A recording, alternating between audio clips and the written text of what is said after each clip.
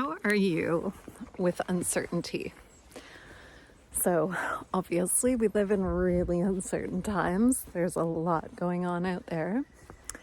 But I think sometimes as writers, we think that we should know what's happening in our story.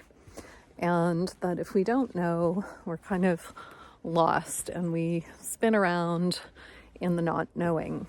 Now, I don't want to dismiss the wobbliness of uncertainty. I certainly felt it when I started working with one of my teachers. I hated that I didn't know how his story was going to end. And so I would, almost panic. And through that panic, I would come up with very cliched endings, which she was like, no, you have to actually be in the uncertainty and learn how to be comfortable in the uncertainty. And I am someone who really likes ground under her feet.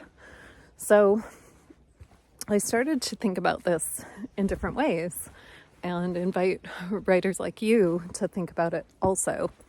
And that is to ask yourself what you know in your story and what you don't know.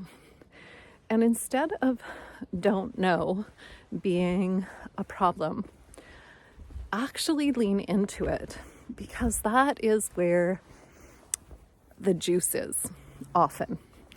And that is where there is potential in that place of not knowing. So if you have, say, I want to clarify a little bit here with this idea of uncertainty. I'm not saying I don't know how it's going to end. I don't know if anybody's going to like it. That's not the uncertainty I'm talking about. And we can talk about that at another date, at another time. But what I'm talking about is I don't really know what my main character's relationship to her mother has been. I don't really understand, if you're writing memoir, I don't understand why I did that thing back when I was 12 or 24 or 38 or whatever timeline you're writing your memoir.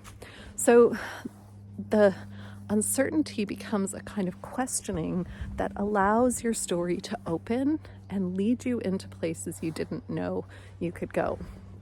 And that is really juicy and really exciting, and it can really bring your story alive. So instead of sticking in the rigid framework of what you do know, can you step outside of that and ask of your story, what don't I know?